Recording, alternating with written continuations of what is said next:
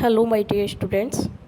आज हम आपको 8086 माइक्रो प्रोसेसर के आर्किटेक्चर के बारे में एक्सप्लेन करेंगे कि 8086 आपका उसके मेन पार्ट्स क्या हैं, फीचर्स क्या हैं और 8085 से कैसे डिफ़र करता है। जैसा कि प्रीवियसली आप सबको पता है कि आपका जो 8085 माइक्रो प्रोसेसर है एक 8 बिट का माइक्रो प्रोसेसर है, अर्थात वो 8 बिट के डेटा की पैरेलल प्रोसेसिंग एक साथ कर सकता है। तो उसी प्रकार जो 8086 माइक्रो प्रोसेसर है वो आपका 16 बिट का प्रोसेसर है। ये अपना पैरेलल डेटा एक साथ 16 बिट का प्रोसेस करा सकता है। इसका जो आर्किटेक्चर है उसे हम दो पार्ट्स में डिवाइड करते हैं, जैसा कि आपको दिख रहा है डायग्राम में। दो यूनिट है, एक BIU और एक EU। BIU को बोलते हैं बस इंटरफेस यूनिट, EU का फुल फॉर्म है आपका एग्जीक्यूशन यूनिट। तो देखते हैं कि इनकी विशेषताएं क्या हैं और कैसे ये कार्य करते हैं। तो देखिए 8086 माइक्रो प्रोसेसर की जो विशेषताएं हैं, फीचर्स हैं, एक तो यह है कि इसमें 20 बिट की एड्रेस बस होती है। 16 बिट की तो डेटा बस हो जाएगी, 20 बिट की एड्रेस बस हो जाएगी। 20 बिट का एड्रेस बस का मतलब है 2 की पावर 20 इज इक्वल्स टू 65,536 होता है, जो कि 1 MB मेमोरी के बराबर है। यानी ये वन टाइम में 1 MB मेमोरी एक्सेस करने की सुविधा देता है। साथ ही यह 16 डेटा लाइन होती हैं, मतलब 16 बिट की डेटा बस हो गई। और यह जो माइक्रो प्रोसेसर है ये पाइपलाइन प्रोसेस का यूज करता है, जिसमें हम क्या करते हैं कि जो BIU है इंस्ट्रक्शंस को फैच करता है, जबकि EU उन्हें एग्जीक्यूट करता है। तो बस इंटरफेस यूनिट, तो वो यूनिट जो है आपकी इंस्ट्रक्शंस को फैच करेगी। EU, जैसा कि इसका नाम है एग्जीक्यूशन यूनिट, ये उन्हें एग्जीक्यूट कर देगी। अच्छा, ये माइक्रो प्रोसेसर आपका मिनिमम और मैक्सिमम दो मोड में कार्य करता है। और आते हैं, अब देखते हैं कि BIU के बारे में डिटेल में जानते हैं क्या करता है। BIU आपका मेमोरी से इंस्ट्रक्शंस फैच करेगा, एड्रेस जनरेट करेगा और बसेस को कंट्रोल करने का कार्य करेगा। यानी मेमोरी से इंस्ट्रक्शंस को लेगा, एड्रेस जनरेट करेगा और जो बस है हमारी उनको कंट्रोल करने का कार्य करेगा। इसमें 6 बाइट का इंस्ट्रक्शन क्यू होता है। क्यू मतलब लाइन। 6 बाइट ये पहले से ही फैच करके रखता है, प्री फैच करके। और इसमें 4 सेगमेंट रजिस्टर हैं, CS, DS, SS, ES, जिनको कि code segment, data segment, stack segment, extra segment कहते हैं।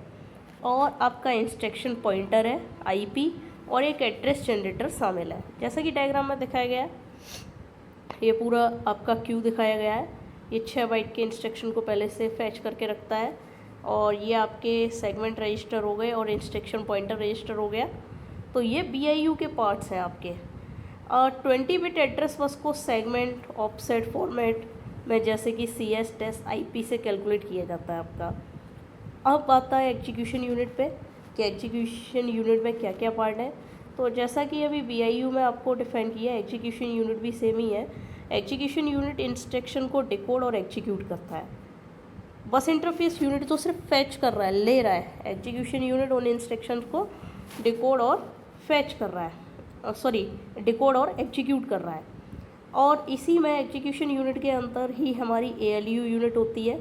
जनरल पर्पज रजिस्टर्स होते हैं, पावर रजिस्टर्स होते हैं, इंडेक्स्ड रजिस्टर्स होते हैं और 16 बिट के फ्लैग रजिस्टर होता है। और कंट्रोल यूनिट EU को इंस्ट्रक्शन देती है। यानी जो कंट्रोल यूनिट है वो EU को, एग्जीक्यूशन यूनिट को क्या देती है, इंस्ट्रक्शन देती है। देख लिए डायग्राम में, देख लेते हैं। ये आपके AX, BX, CX, TX general purpose registers में वो आ जाएंगे, और SIDI इंडेक्स्ड रजिस्टर में, और आपका base pointer, stack pointer pointer में, और ALU हो गया। इसमें फ्लैग रजिस्टर 16 बिट का होता है, जिसमें से नॉट डिफाइंड होते हैं और बाकी आपके जितने भी बच्चे हैं वो अनडिफाइंड रहते हैं। ALU यूनिट हो ही गई। कंट्रोल यूनिट आपके BIU को कमांड देती है। चलिए आगे देख लेते हैं पाइपलाइनिंग और डेटा फ्लो कैसे रहता है। इसमें जो पाइपलाइन हो रहा है, डेटा फ्लो हो रहा है, वो कैसे हो रहा है। तो देखिए BIU क्यू में इंस्ट्रक्शन स्टोर होता है। जो बस इंटरफेस यूनिट है उसके अंतर्गत जो एक क्यू दिखाया अभी डायग्राम में आपको, ये क्यू, इसमें ऑलरेडी 6 इंस्ट्रक्शंस फैच करके रखे जाते हैं। तो ये यही कह रहा है BIU क्यू में इंस्ट्रक्शन स्टोर करता है जिससे ओवरलैपिंग होता है और स्पीड बढ़ती है। स्पीड इसलिए बढ़ जाती है कि वेट नहीं करना पड़ता है कि आएगा नेक्स्ट और तब उसको फैच किया जाएगा, लिया जाएगा, डिकोड किया जाएगा, एग्जीक्यूट किया जाएगा। यहाँ ऑलरेडी फैच्ड है इंस्ट्रक्शन। तो data oblique address bus 16 bit है, लेकिन एड्रेस 20 बिट का है। इसमें मेमोरी को हम 4 सेगमेंट रजिस्टर में डिवाइड करते हैं, कोड सेगमेंट, डेटा सेगमेंट और आपका स्टैक सेगमेंट, एक्स्ट्रा सेगमेंट। इसकी पाइपलाइनिंग की विशेषताएं क्या हैं कि 8086 माइक्रो प्रोसेसर में पाइपलाइनिंग एक सरल 2 स्टेप प्रोसेस है जो इंस्ट्रक्शन फैच और एग्जीक्यूशन को ओवरलैप करने को प्रदर्शन बढ़ाती है, यानी उसका प्रोसेसिंग बढ़ाती है। इसकी और मुख्य विशेषताएं क्या हो सकती हैं? और मुख्य विशेषताएं ये हैं कि इंस्ट्रक्शन क्यू 6 बाइट का प्रीफेच क्यू होता है जिसमें BIU मेमोरी से इंस्ट्रक्शन पहले से लोड करता है, यानी BIU मेमोरी से इंस्ट्रक्शन पहले से ही लोड करके रखता है, जबकि EU प्रेजेंट इंस्ट्रक्शन एग्जीक्यूट कर रहा होता है। यानी कि EU तो हमारे वर्तमान इंस्ट्रक्शन को एग्जीक्यूट कर ही रहा है, लेकिन उसी समय BIU मेमोरी से इंस्ट्रक्शन को फैच करके रखता है। Overlapping stage, fetch, decode, execute, ये सारे कार्य EU आपका करता है। और राइट बैक स्टेज ओवरलैप होता है जिससे CPU का आइडियल टाइम कम होता है। BIU EU जो आपका डिवाइडेशन है, तो BIU फैचिंग संभालती है, एग्जीक्यूशन यूनिट एग्जीक्यूशन का कार्य संभालती है और क्यू यानी बस के माध्यम से कनेक्ट रहता है जो क्यू है आपका। पाइपलाइनिंग थ्रूपुट बढ़ाती है, लेटेंसी घटाती है, संसाधनों का बेहतर उपयोग करती है। हालांकि ब्रांचिंग या जंप पर क्यू फ्लश होता है जो एफिशिएंसी कम कर सकता है। तो पाइपलाइन एक तरह से आपका स्पीड बढ़ा रहा है, एक्यूरेसी बढ़ा रहा है, अवेलेबिलिटी आपको ज़्यादा दे रहा है। आगे हम देखते हैं कि BIU और EU के बीच हमारा डेटा ट्रांसफ़र कैसे होता है। तो 8086 में जो BIU है, बस इंटरफेस यूनिट और एग्जीक्यूशन यूनिट के बीच जो डेटा ट्रांसफ़र इंस्ट्रक्शन क्यू के माध्यम से होता है। मेन आपका वो इंस्ट्रक्शन क्यू ही है जो मीडिएटर का कार्य करेगा डेटा ट्रांसफ़र कराने के लिए BIU और EU के बीच। यह एक 6 बाइट क्षमता वाला first in first out queue है, first in first out queue, जो BIU द्वारा मेमोरी से फैच किए गए इंस्ट्रक्शन को स्टोर करके रखता है। इसमें ट्रांसफ़र प्रोसेस कैसे रहता है? BIU से नेक्स्ट इंस्ट्रक्शन को क्यू में डालते हैं, जबकि EU प्रेजेंट इंस्ट्रक्शन को निकालकर डिकोड और एग्जीक्यूट करता है।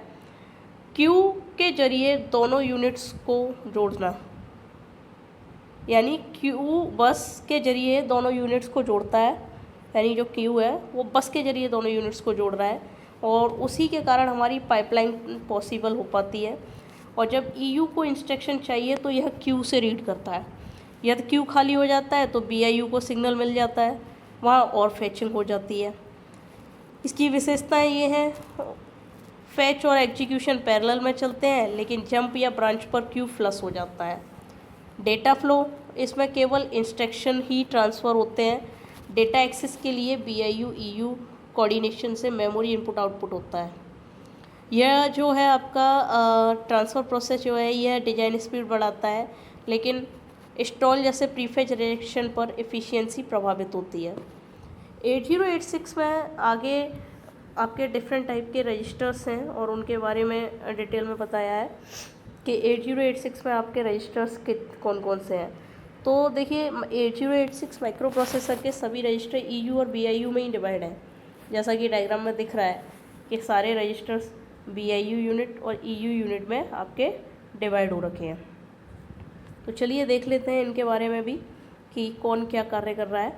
तो सबसे पहले हमने जनरल पर्पज रजिस्टर्स लिए हैं, तो वो 16 बिट रजिस्टर्स हैं और 8-8 बिट में लोअर ऑर्डर हायर ऑर्डर में डिवाइड हैं। AX एक्यूमुलेटर हो गया, अर्थमेटिक ऑपरेशंस और इनपुट आउटपुट के लिए मेन है ये। BX यानी बेस रजिस्टर हो गया, ये मेमोरी एड्रेसिंग में बेस एड्रेस स्टोर करता है। CX यानी काउंटर हो गया, जो लूप, शिफ्ट और काउंटिंग ऑपरेशंस में कार्य आता है। DX यानी डेटा, मल्टीप्लिकेशन, डिवीजन और इनपुट आउटपुट पोर्ट में एड्रेसिंग में ये कार्य करता है। पॉइंटर और इंडेक्स रजिस्टर आपके आते हैं नेक्स्ट। तो स्टैक पॉइंटर स्टैक का टॉप एड्रेस इंडिकेट करता है। बेस पॉइंटर स्टैक फ्रेम में डेटा एक्सेस के लिए है। SI सोर्स इंडेक्स यानी स्ट्रिंग ऑपरेशन में सोर्स एड्रेस है ये, और DI डेस्टिनेशन इंडेक्स यानी स्ट्रिंग ऑपरेशन में डेस्टिनेशन एड्रेस है, जहाँ डेटा जा रहा एड्रेस जा रहा है। उसके बाद आपके आते हैं सेगमेंट रजिस्टर्स, वो BIU में है, वो भी 16 बिट के हैं और मेमोरी को 64 KB सेगमेंट में बांटते हैं हम। तो सेगमेंट यानी CS कोड सेगमेंट का बेस एड्रेस, DS यानी डेटा सेगमेंट का बेस एड्रेस, स्टैक सेगमेंट का बेस एड्रेस, और ES यानी अतिरिक्त डेटा सेगमेंट है ये आपका। उसके बाद आपका स्पेशल रजिस्टर्स आता है जो कि IP है, इंस्ट्रक्शन पॉइंटर। ये क्या करता है, नेक्स्ट इंस्ट्रक्शन का ऑफसेट एड्रेस होल्ड करके रखता है। फिर आते हैं आपके फ्लैग रजिस्टर्स। तो आपको पहले ही बताया है कि इसमें 16 बिट का फ्लैग होता है, जिसमें आपका zero flag, carry flag, sign flag, overflow flag, interrupt flag, direction flag, trap flag, auxiliary carry flag और पैरिटी फ्लैग शामिल हैं। यानी 9 डिफाइंड होते हैं, बाकी आपके 7 अनडिफाइंड रहते हैं। ये आपके ऑपरेशन की स्थिति को दर्शाते हैं, जो भी आपका ALU से ऑपरेशन परफॉर्म हो रहा है उसके स्टेटस को ये बताते हैं। तो इतना आज के लिए इतना ही काफ़ी है कि आपके 8086 माइक्रो प्रोसेसर के इंटरनल आर्किटेक्चर के बारे में डिटेल में आज हमने आपको बताया। बाकी नेक्स्ट क्लास में रहेगा। Thank you.